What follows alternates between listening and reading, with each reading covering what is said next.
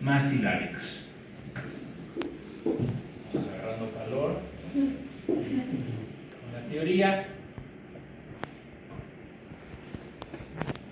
Vemos aquí las diferentes dimensiones contrastivas de las vocales. ¿Qué quiero decir con esto? ¿Qué cosa pueden implementar en el idioma las vocales que me pueden llevar a distinguir palabras? ¿Ok? ¿Qué tengo en primer momento? El timbre, diferentes timbres. ¿Ok? Es decir, la A, E, I. Según la altura de la lengua o la posterioridad, yo genero un sonido diferente. Y entonces tengo algo como sol, que nos da la luz todos los días, o la sal, que le da sabor al agua, ¿no? Entonces, la diferencia entre la O y la A nos va a dar una diferencia de significado, ¿de acuerdo? Sí. Todas las lenguas hacen eso. Todas las lenguas contrastan en cuanto al timbre. Pero ahí se queda el español, por ejemplo. El español no tiene todas estas dimensiones contrastivas que están dentro, ¿ok? Nuestras lenguas originarias sí. El primero y de los más fabulosos contrastes sería el tono, ¿no? Aquí tenemos colegas chotaena, tenemos colegas tunzavi, tenemos mepas, alguien más que sea otomangue, creo que zapoteco, por supuesto. Entre otras serían las lenguas tonales con las que contamos en Mesoamérica. ¿Qué significa? Que entre más agudo o entre más grave va a haber un cambio de significado, ¿ok? Entonces yo puedo decir, no me dejarán mentir los colegas mazatecos, sha para hablar de trabajo, sha para hablar del tigre, o sha para hablar de algo borroso o que no se entiende bien, ¿no? Si yo digo en español, micrófono, no cambia. Nos mantenemos con lo mismo. Hay un énfasis, puede haber algo pragmático, pero aquí entre el trabajo que haga el tigre o lo borroso que quede, no sé, su cena, cualquier cosa, ahí sí hay mucho cambio de significado, ¿de acuerdo? La duración, ¿no? Tengo a lo mejor, Alba, ¿tienes algún par mínimo de vocal corta o larga que se te ocurra? Sí, va. Pero no de tonos, sino duración. Sí. Va. Ok, entonces, Va. una vocal corta, una vocal larga. ¿Qué significado tiene? Va es uno, pero para cosas. Ok. Y va es para personas, una persona, pero para personas. Yo no le puedo decir va chavo, porque es como, sí está diciendo uno, pero te van a decir, o sea, estás mal, o sea, le estás diciendo una cosa. Claro. Entonces, Okay. si digo va chavo, Perfecto. una persona. Buenísimo. Entonces, la duración lo que hace es distinguir si de lo que se está hablando es un animal o es una persona, ¿no? Eso, por supuesto, tampoco lo hace en el español. Nasalidad, ¿no? Las mismas que lenguas que mencioné, tenemos diferencias. De nuevo, el ejemplo que veíamos, ahorita estamos en el sha, ahorita estamos en el trabajo, es una vocal oral. Y al ratito tal vez vamos a ir a un sham, o sea, nos vamos a echar una vuelta, ¿no? Entonces, primero trabajo, primero sham y luego sham, ¿sale? Oral, nasal. No lo inviertan porque si no, ahí sí, el orden de los factores sí altera el producto, ¿ok? Tiene que ir a la par, ¿no? En todo caso. Y la fonación, aquí los colegas zapotecos se pintan solos para la fonación, distinguen cosas como B, que es frijol, o B, una voz laringizada, por lo menos en la zona central de valles centrales, el zapoteco que aquí viví, es un lugar, ¿no? B, como si yo suspirara, es el mo o el hongo, ¿no? Y B, con una vocal articulada, ahí es el hongo comestible, ¿no? Entonces tenemos 4 diferentes tipos de fonación, B, para diferentes palabras, ¿no?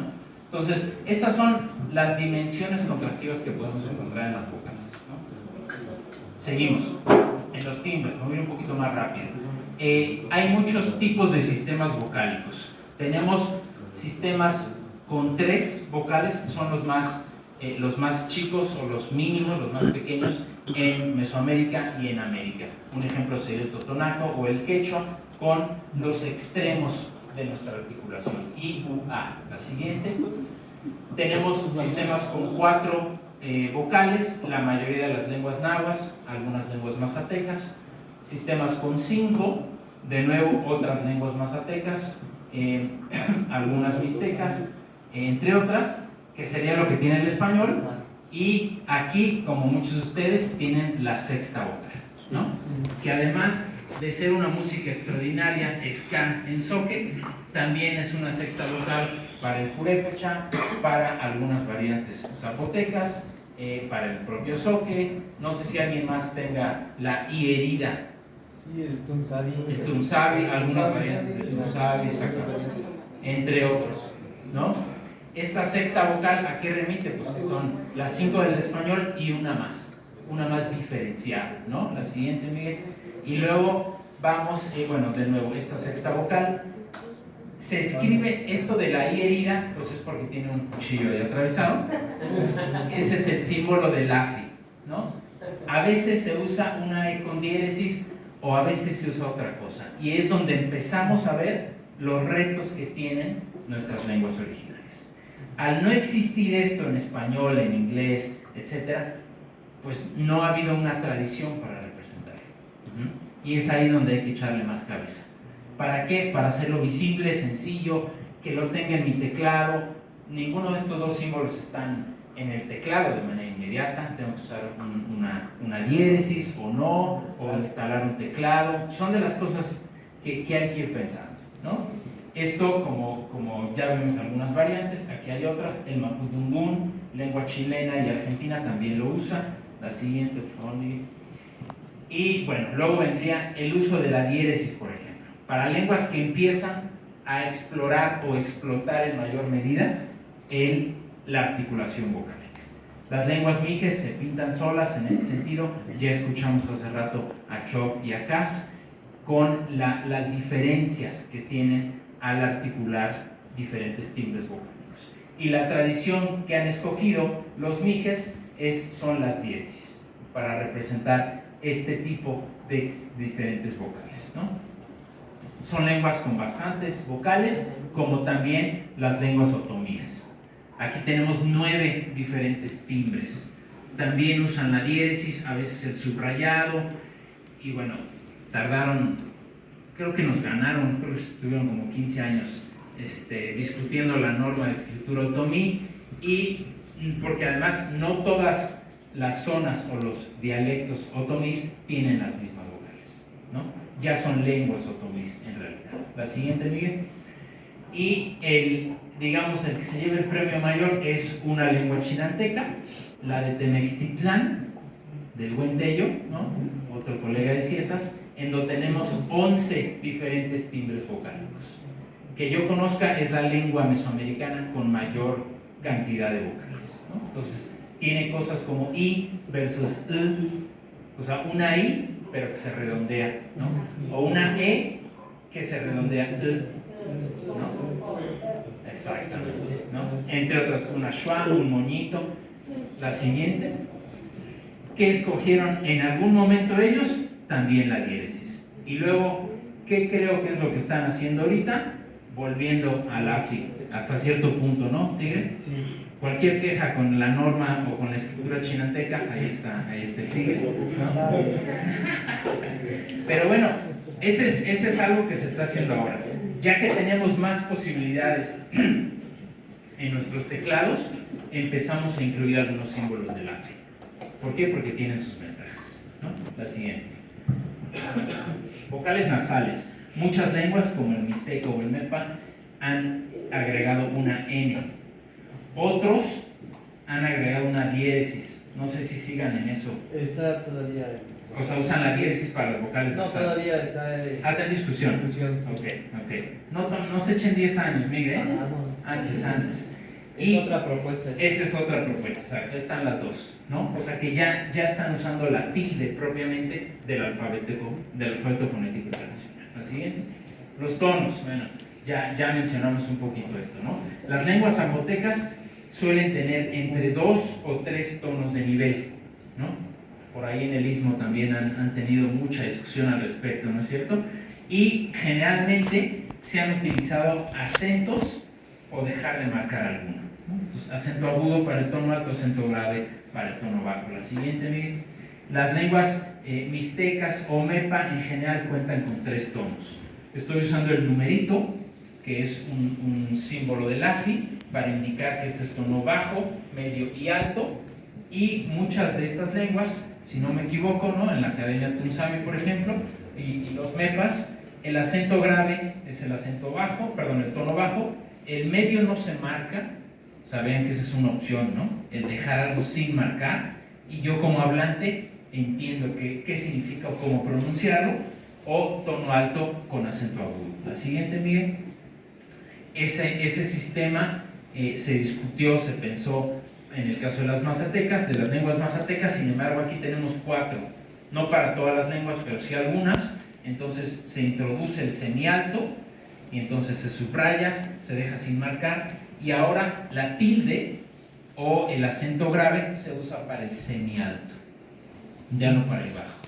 Entonces, aquí es un punto importante que estamos viendo, es el hecho de que un símbolo, una letra, una grafía, no tiene significado per se, ¿sí? Una A no tiene que ser una A podría ser una I, pero históricamente esa A se ha asociado con la vocal más abierta y más baja, ¿no? Pero así como la I herida se puede escribir como una I herida, también se puede escribir con una E con diéresis, ¿no? Y entonces ahí es donde tenemos que ser flexibles como lingüistas y como científicos y aportar, o sea, es mi sugerencia, pues, ustedes tendrían que saber aportar diferentes tipos de argumentos cuando hay discusiones del alfabeto. Porque ningún alfabeto es para siempre, ¿no? Las lenguas cambian y si no cambian se mueren. Entonces, conforme van cambiando, los alfabetos también pueden ir cambiando. Nuestras tecnologías van a ir cambiando. Entonces tienen que irse actualizando. Si no nos pasa como al francés, que se pronuncia de una manera y se escribe de una manera como se hacía hace siglos. O como el inglés, para no irnos, bueno, no sé cuál tema más lejos dentro de nuestras lecturas. O sea, los hablantes o los que aprenden o aprendemos inglés o francés, acabamos teniendo una diglosia. Entendemos un sistema oral y entendemos otro sistema escrito. El español no está tan mal porque ha tenido reformas, pero aún así se discute, ¿no? ¿Qué hacemos con la H? ¿No? ¿La dejamos, no la dejamos? ¿No? ¿Me gusta, no me gusta? Solo los filólogos quieren mantenerla, pero ya no suena, entonces ¿para qué se escribe? ¿No? ¿Por qué se escogió esto para el mazateco, por ejemplo? Bueno, tiene un principio musical. El tono es muy musical, y aquí, perdón que me adelante a lo mejor algunos temas de los que va a hablar Isra, pero él tiene tantos que no importa. Entonces, aquí una tradición del solfeo es que entre más abajo estén las notas musicales es más grave, y entre más alto más agudo. La siguiente, Miguel. Entonces, bueno, en muchas discusiones pues se adoptó esa lógica a la representación tonal del mazateco. El tono bajo está abajo de la vocal, ¿no? El tono medio no se marca, pero digamos que sigue hacia arriba. El tono semialto está una nota arriba, y finalmente el alto es la nota más alta, ¿no? Y bueno, no en vano la mitad o más de los mazatecos son músicos, ¿no? Entonces ahí están algunas de las posibilidades musicales. Se las voy a compartir, no te preocupes. Vamos con las deslizadas, la siguiente. Aquí, bueno, voy a hablar de un caso en concreto que he trabajado o que he discutido con Rolando, y que seguramente algunos, además de Maite, hay otros purépechas por aquí, ¿cierto? Yo nada más. ¿Alumnos no? No. Ah, no hubo, ok, bueno, ya llegarán. Si no me equivoco, a nivel fonológico, es una lengua que cuenta con una U y una I, es decir, dos vocales, dos fonemas vocálicos y dos fonemas semiconsonánticos, que en AFI, en el alfabeto fonético internacional, se escribirían con W y con Y. ¿Qué ha pasado en la escritura purépecha? Que conviven dos sistemas de escritura. El de Nava, y se me olvidó quién, y en el desayuno le iba a preguntar a Rolando, pero ¿quién? Deje, no, ajá, y la propuesta, ok, Nava y Dimas, exacto. Frente a la propuesta de la DGI. En la DGI, ambos fonemas se escriben de la misma manera, mientras que en la propuesta más lingüística hay una diferencia. La siguiente. Podemos tener aquí una palabra como lejos, yawan o yawan. Yawan. Vean que la I está empezando a dejar de sonar con los purépechas, ¿no? Pero ese es otro tema al que no nos vamos a meter ahorita. Lo que quiero que vean es que existe aquí una diferencia entre Y y entre la I. Mientras que acá tenemos dos Is, ¿verdad? Fonológicamente o lingüísticamente hablando, tenemos dos fonemas diferentes. El primero, este es el símbolo de la sílaba. El primero está en el inicio o en el ataque silábico, mientras que el segundo es un núcleo silábico. Es decir, están cumpliendo funciones diferentes. Si nuestro principio rector en un alfabeto es que cada sonido se escribe con una letra diferente, el argumento lingüístico apoyaría escribirlas de manera diferente, porque una es consonante y porque una es vocal. ¿Ok? En resumen, podríamos hablar del purépecha todo el día, pero me voy rápido para mostrarles más ejemplos, ¿no? Ahora, que eventualmente todo el mundo acabe escribiendo así, pues está bien, no pasa nada. O sea, no nos vamos a pelear tampoco, pues, ¿no? Aunque, y sí, ¿no? Sí se han peleado, sí nos hemos peleado, pero eventualmente, ¿cuál es el chiste? Que nos peleemos o que se escriba la lengua, ¿no? Entonces, mantengan eso en mente. La siguiente, por favor. Fricativas, vamos a un ejemplo. Este es muy característico de todas las lenguas originarias. El sonido sha, esta S alargada del alfabeto griego, corresponde a la sha del náhuatl, del mazateco, del mixteco, ayuk, etc.